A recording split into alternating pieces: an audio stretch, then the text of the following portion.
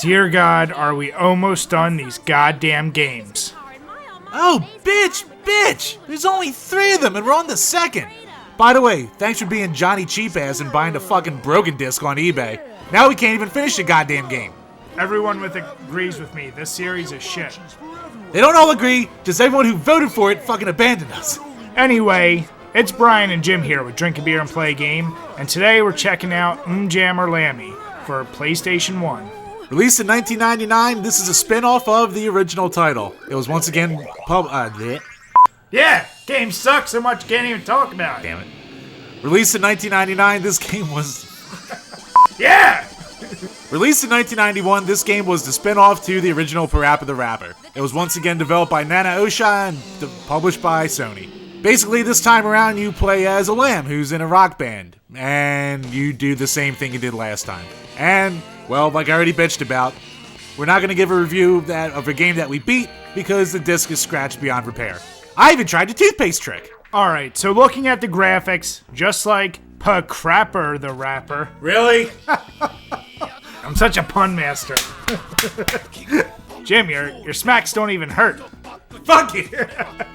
Anyway, take a look at these graphics. They are exactly in the same style and vein as Parappa, but there is a lot more going on in the background. There's a much more dynamic camera going on. There's more animations, you have more characters, and it just feels like there's a lot going on. The one thing that we did feel was downgraded is check out these cutscenes. Now, we're not saying Parappa's was exactly perfect, but somehow it looks a little worse in our eyes.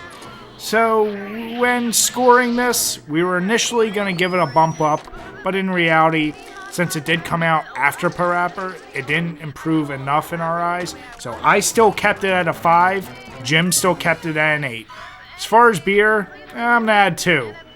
1, because, come on guys, you couldn't just add something to this already goofy goddamn series, and 2, since Jim slaps like a bitch. Hey! Alright, the music almost seems weird to review because, while I'll say the selection is probably better, I just didn't like the songs as much this time. Although, me and Brian both loved the Stage 4 metal song. It kind of came out of nowhere as a surprise, and it, like the rest of the series, it's goofy, but we liked it. Jim, what's not to like? It's a drunk pilot. Yeah, you know what? I can't argue with you there. Anyway, the different styles of rock music in this game go from funk to straight up rock to almost rockabilly and then to metal. So it goes all over the spectrum, which is a good thing.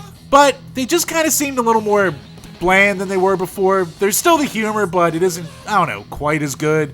The songs might not be as catchy, but you will find yourself humming them after you get done playing, so there's points for that there. Long story short, it's a lot of what you had in Parappa, just with a different musical style. So, because of the metal song, Bride bumped his score to an 8, and I left mine at an 8.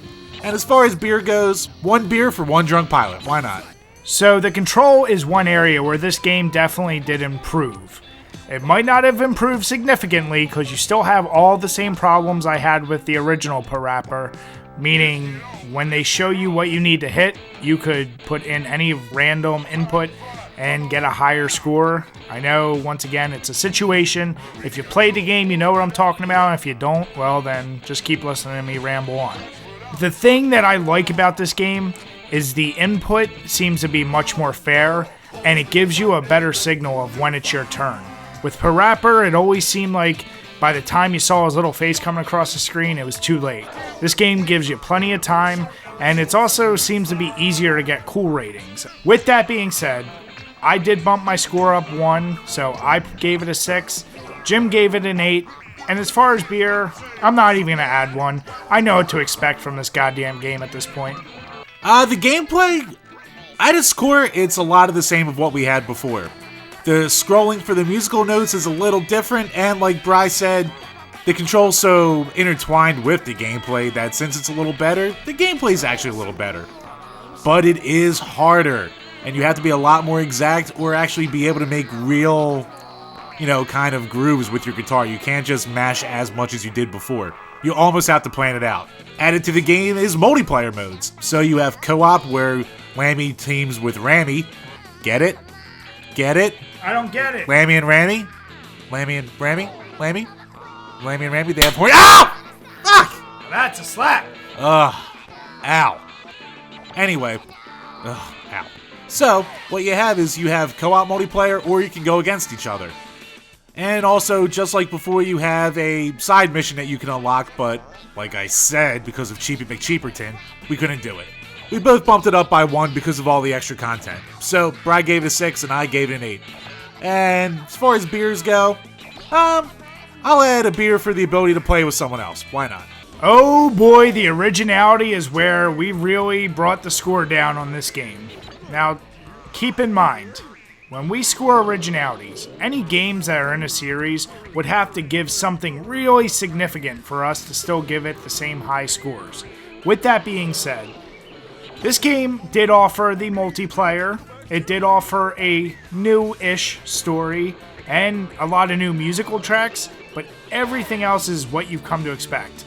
Over-the-top, overly weird animations in between each level, a really kind of crazy storyline, the goddamn fact that everything is a weird animal or onion or fucking vegetable, whatever. That's all shit you saw in the first game. So with this, really we were scratching and trying to justify, but as you see from our scores, I gave it a 5, Jim gave it a 4. I gave it a little more credit for still having original songs, but let's face it, there's not much here. So as far as beer, I'm just going to add 2 because maybe they could have given us a new control scheme now. I don't know.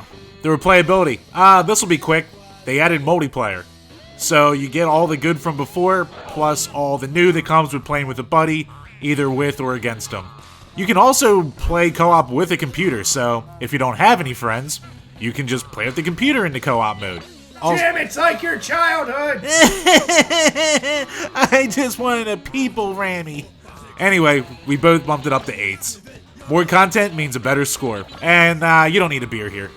So overall, we do have to say this game is technically better than Parappa the Rapper. Jim still prefers Parappa, mostly due to some of the songs, and I can understand that. But when we look at it objectively, it did offer more options, it was a better controlling game, and there was just simply more to do, and everything is better when you play it with a friend. But as you see from our scores, even I could justify, I gave it a 6, Jim gave it an 8, we bumped it up 1. But when we round everything together, oddly enough, it comes out to a 6.6. Don't get us wrong, we didn't exactly think this game should be levels above Parappa, but strictly based on that originality score, it's slightly below. In our opinion, unless you have nostalgia going into this series, you should probably get this game, because you're going to get more for your buck. Now, whether it's better for your resale value, who the fuck cares? Because hopefully you're getting games for the right reason, which is to play them and have fun. At the end of the day, though, in all seriousness, it comes down to you like rap songs, do you like rock songs? It's all a silly goddamn mess. When it comes to beer pairing, I'm going to actually have to go with the Lindemann's Framboise Lambic. So for anyone who's ever tried this beer, you know it's really unique and it's really an acquired taste. Much like this game.